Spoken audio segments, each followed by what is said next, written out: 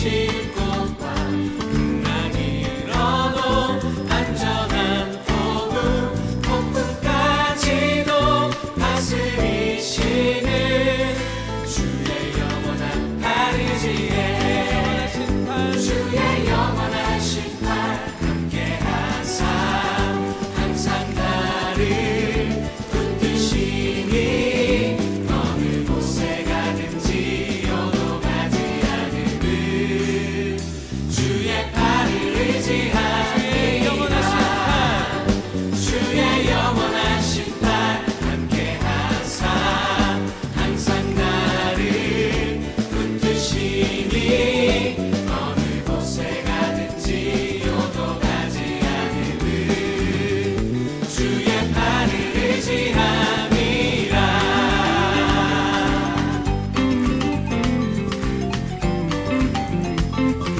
나의 믿음이 연약해져도 미리 예비한 힘을 주시할 때도 위태할 때도 안보하시는 주의 영원한 팔 의지해 주의 영원하신 팔 함께하사 항상 나를 붙드시니 어느 곳에 가든지 요동하지 않음을 주의 팔을 의지하리라 주의 영원하신 팔 함께하사 항상 나를 붙드시니 어느 곳에 가든지 요동하지 않음을 주의 팔을 의지하리라 주의 영원하신 팔 함께하사 항상 나를 붙드시니 어느 곳에 가든지 요동하지 않음을 주의 팔을 의지함이라 주의 영원하신 팔 함께하십니다. 우리 가운데 함께하여 주신 주님의 놀라우신 품안에 나아가십시다. 할렐루야. 어느 곳에 가든지 요동하지 않음을 주의 팔을 의지함이라 주의 영원하신 팔 함께하사 항상 나를 붙드시니 어느 곳에 가든지 요동하지 않음을 주의 팔을 의지함이라. 할렐루야.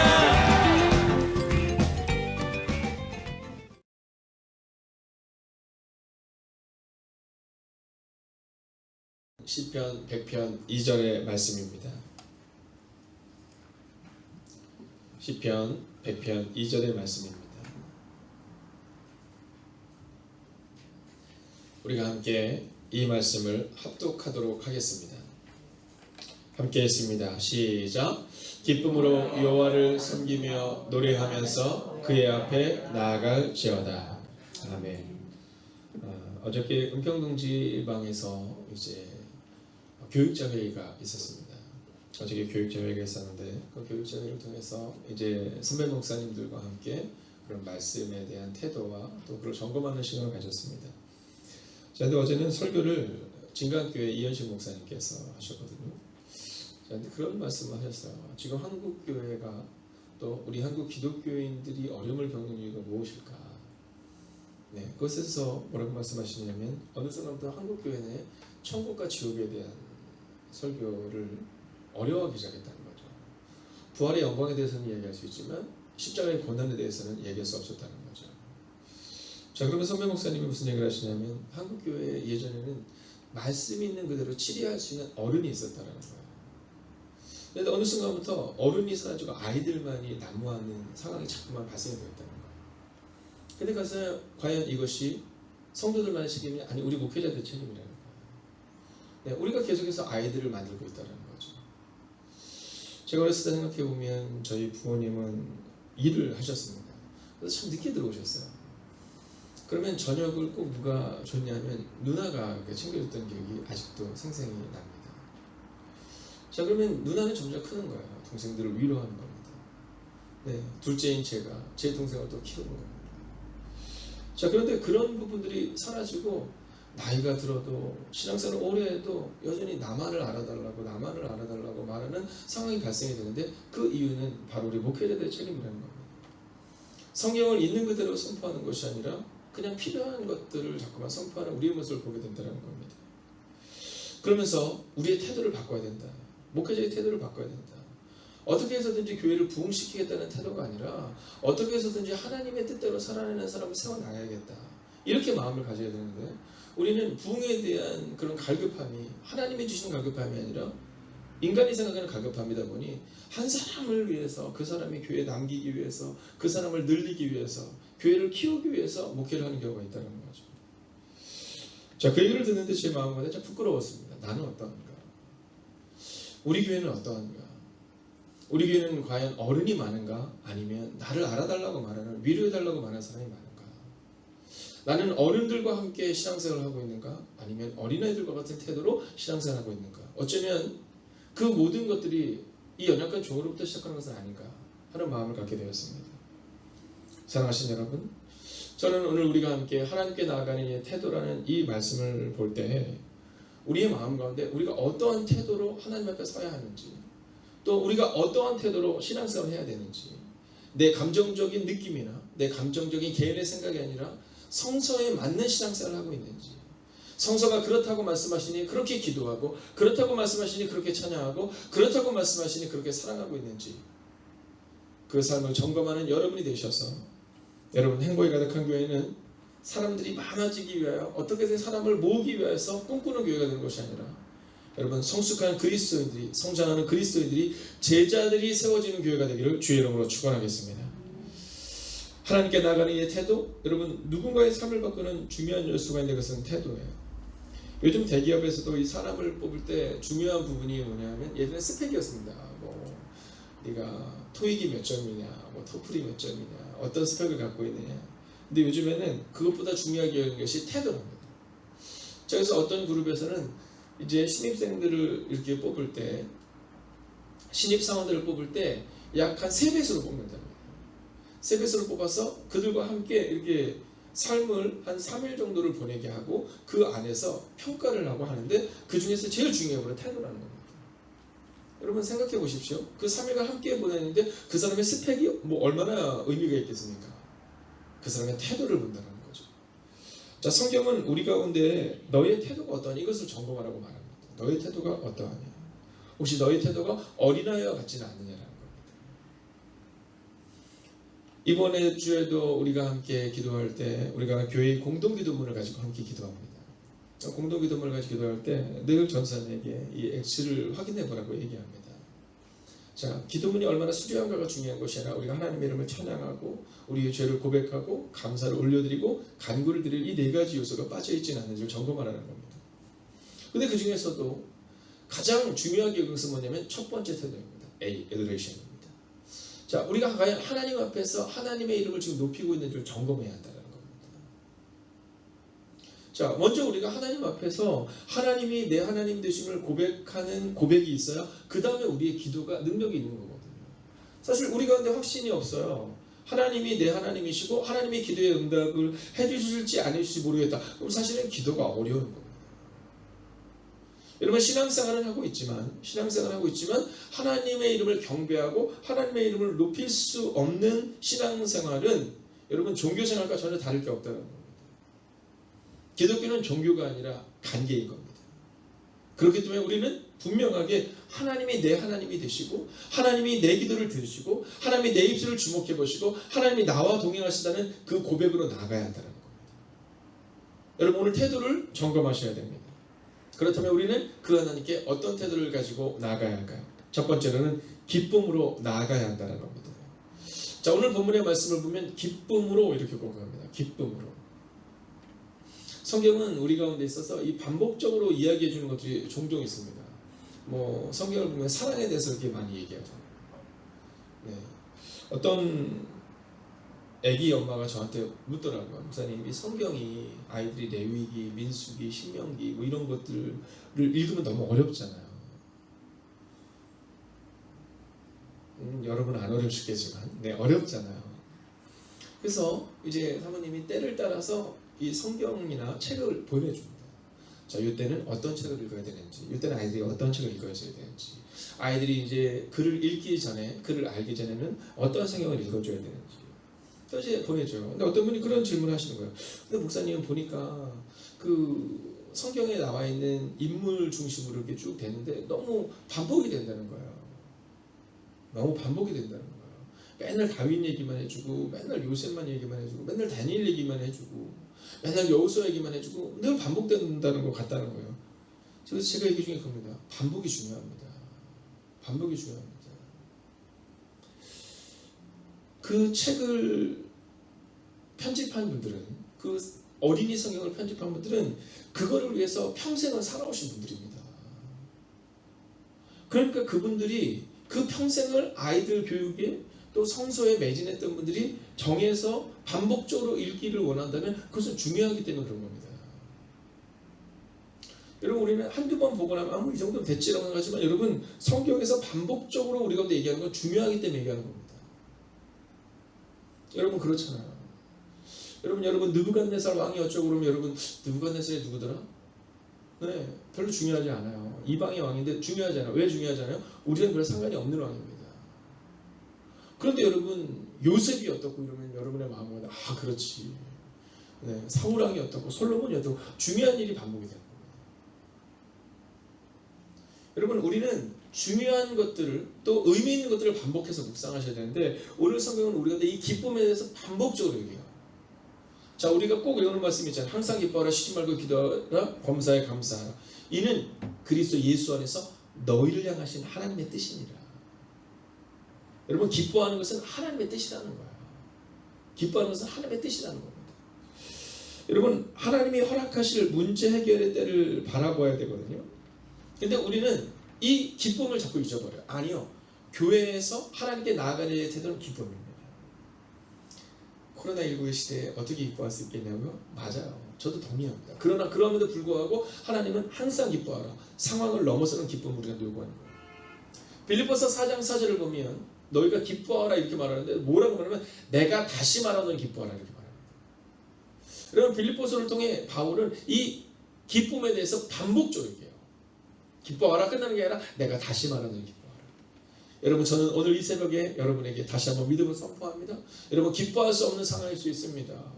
여러분, 병원에 있고 여러분 상황이 어렵고 눈물 가운데 있을 수 있습니다.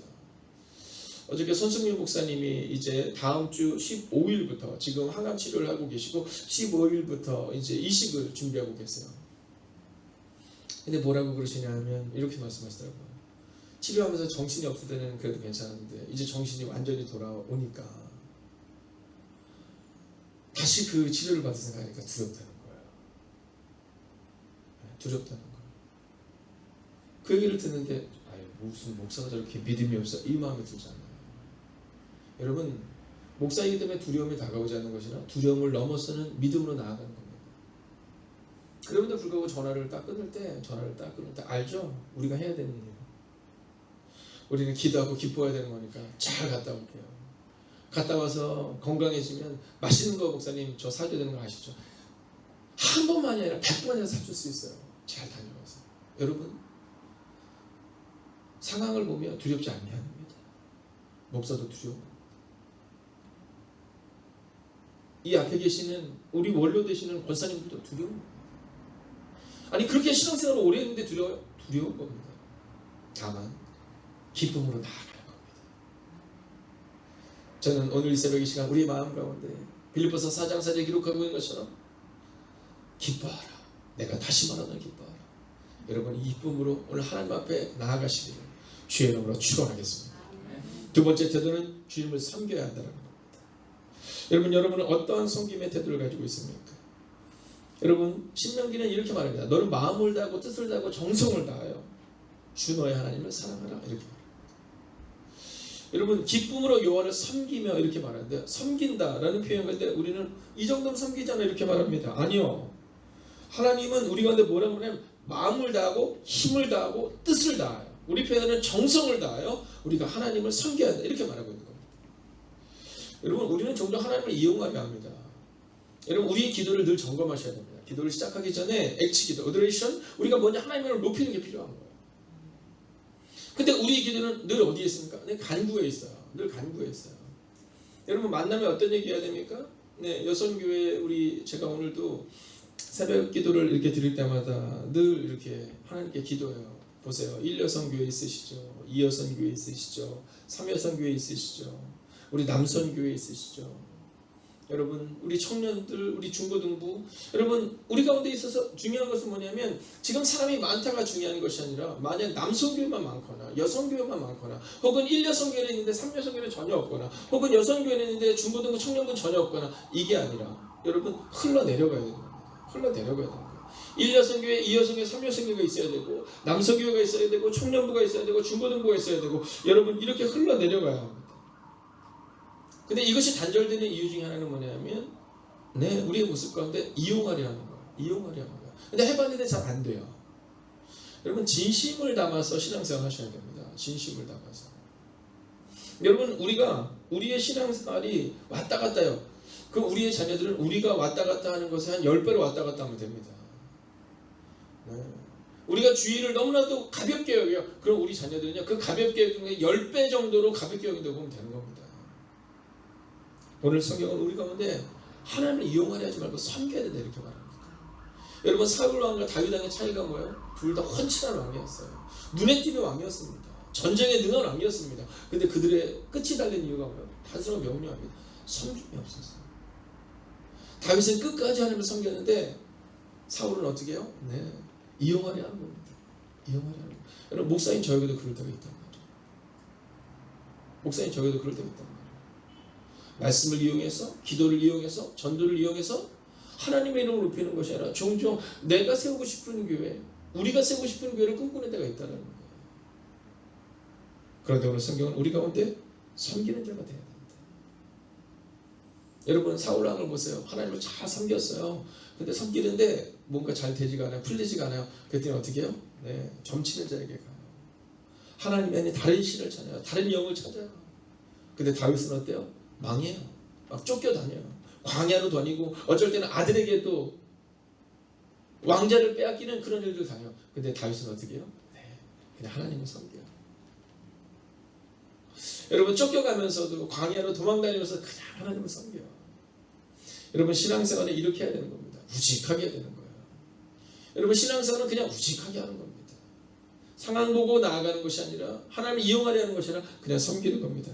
그랬더니 성경은 이 다윗에 대해서 뭐라고 고백하는지 여러분 아시죠?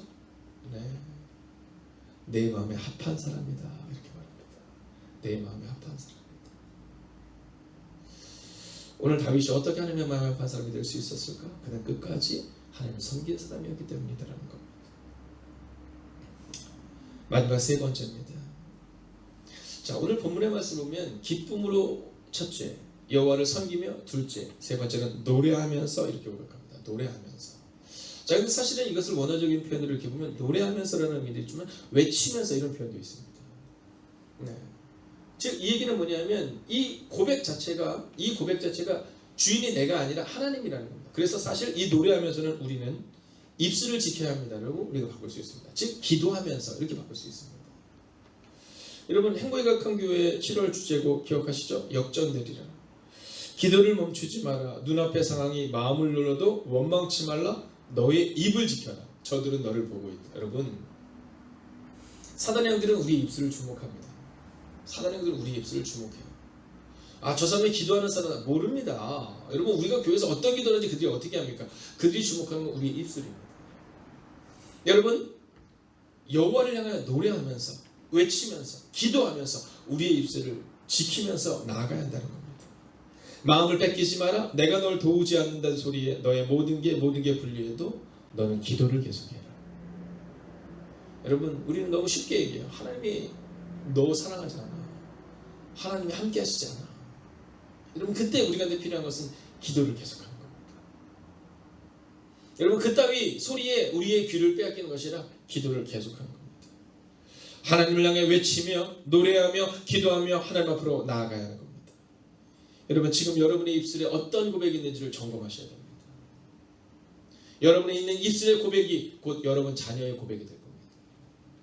여러분의 입술의 고백이 곧 여러분이 섬기는 다음 세대의 입술의 고백이 될 겁니다. 저는 요즘 우리 아동부와 중고등부 우리 교사들을 향한 기도의 제목을 가지고 있습니다. 하나님 교사들을 많이 보내주세요. 그런 기도 하지 않습니다. 하나님 입술을 제어할 수 있는 교사를 보내주세요. 여러분 어른들은 상처받을 수 있습니다. 괜찮습니다. 그래도 극복이 금방 됩니다. 네, 어른들은 그냥 극복이 됩니다. 혹은 정말 정 안 되면 교회를 옮겨서 하나님께서 주시는 또 그 교회를 찾아 신앙생활도 됩니다. 아이들은 그렇잖아요. 아이들은 그렇잖아요. 여러분 지금 가난한 성도들이 엄청 많이 있습니다. 이 가난한 성도들, 여러분 부모님이 교회를 다니지만 교회를 다니지 않는 수많은 청년들이 지금 청소년들이 있습니다. 물어보세요. 여러분 60에서 70% 이상이 중고등학교 때부터 교회 안 나가는 겁니다. 많게는 80에서 90%가 중고등학교 때부터 교회 안 나가는 겁니다. 이번 주에도 한 분이 오셔서 이야기를 하는데 그런 얘기 하시더라고요.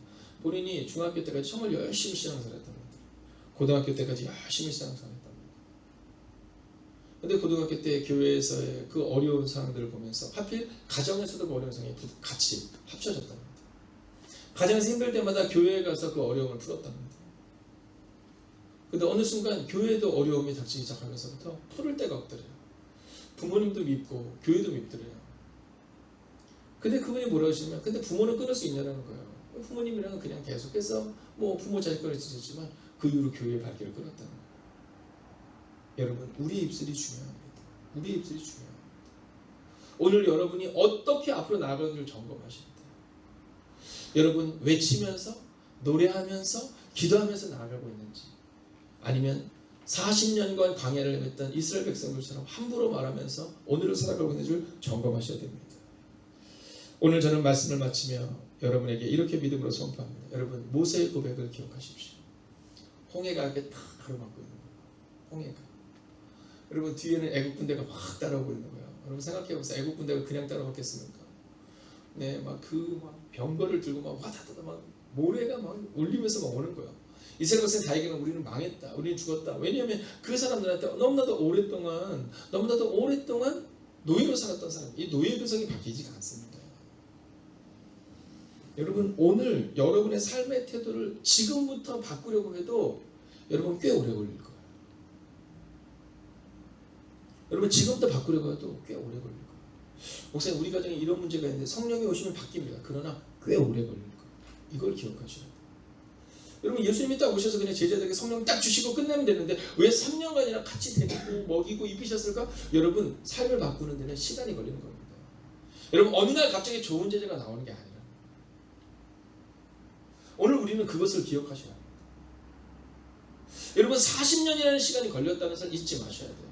여러분 그 방황의 시간을 만약에 여러분과 여러분의 자녀들에게 주기를 원하지 않는다면 여러분 오늘 여러분의 태도를 점검하셔서 오늘부터 가셔야 됩니다. 목사님 우리 가정은 너무 어려워. 그러면 여러분의 손주들을 위해서라도 오늘부터 바꿔야 되는 겁니다. 근데 그때 모세가 딱 이렇게 얘기하잖아요. 너희는 가만히 있어. 그러면 이게 어려울 거예요. 믿음이에요. 믿음. 저는 중고등학교 때 제가 다녔던 교회는 서울생활교회라는 교회입니다. 지금도 그 교회를 생각하면 가슴이 이렇게 아련해요. 가슴이 아련해요. 지금도 생각이 나요. 우리 앞에 계신 노고사님들처럼 늘 기도하는 분들이 계셨어요. 그럼 제가 이제 중고등학교 때 엄마를 따라서 쫄래쫄래 갑니다. 네. 우리 아들내미가 새벽에 와서 조는 거 보면 여러분 어떤 생각이 드세요? 네. 목사님도 저랬겠구나 이렇게 생각하면 됩니다. 왜 그렇게 그때 잠이 많은지 몰라요. 그럼 쫄래쫄래 따라와서 뒤에서 잡니다. 자고 아무것도 기억에 남지 않는 것 같지만 신기하게도 기억에 남는 건 뭐냐면 졸면서도 다 기억이 나요. 근데 저는 그 새벽 기도 때 뭐 다른 거 잘 기억이 안 나요. 어떤 말씀 은혜 받았다 이거 잘 기억이 안 나요. 한두 가지는 기억이 나요. 그게 뭐냐면 다 가면요 우리 어머니께서 졸고 갔어도 우리 아들 때문에 엄마가 힘이 난다. 딱 나가면 우리 할머니 권사님들이 이제 어머니 권사님이 늦게까지 기도하니까 저도 뭐 졸면서 늦게까지 있으면 가면서 머리를 이렇게 쓰다. 아이고 큰 인물이 될 거다. 저한테 이단 훌륭한 목사가 될 거다. 저 그게 기억이 나요. 그리고 막 추운 겨울날 이렇게 되면 어르신들이 오면 이렇게 꼭 이렇게 안아주셔서 아이고 너 어떻게 왔니? 어떻게 왔니? 저는 어렸을 때부터 그 따뜻함 가운데 자랐어요. 교회의 그 따뜻함. 그리고 더 중요한 것이 뭐냐면 어느 날 종종 앞에서 이제 간증하는 시간이 있었어요. 그럼 이제 권사님, 집사님들이 올라와서 간증을 했어요. 하나님이 내 기도에 이렇게 응답하셨습니다. 어렸을 때 그걸 보는 거예요. 아, 기도는 응답되는 거예요. 근데 앞에 나가서 간증하시는 분들의 독특한 특징이 하나 있죠. 기도하는 분들이죠. 수요 저녁 예배 때 보든 금요 예배 때 그 간절한 기도 때 보든 새벽 예배 때 보든 기도하는 사람들이 그 감동을 하는 거예요. 여러분, 교회는 어른이 세워져야 됩니다. 너희는 가만히 있어 주가 하나님 됨을 알지어다 라고 말하는 어른이 세워져야 되는 겁니다. 여러분, 가정에는 믿음의 어른이 세워져야 됩니다.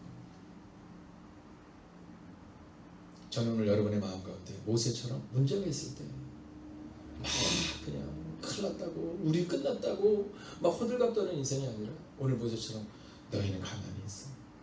여보 가만히 있으세요. 여보 하나님을 신뢰하세요. 얘들아 하나님을 신뢰하세요. 오늘 이 문제 하나님이 지켜주실 거다. 기쁨으로 여호와를 섬기면서 노래 즉 기도하면서 하나님 앞에 나아가는 여러분의 뒷모습을 통해 먼저 여러분의 가정이 세워지고 여러분의 교회가 세워지는 은혜가 임하기를 주의 이름으로 축원하겠습니다. 기도하겠습니다.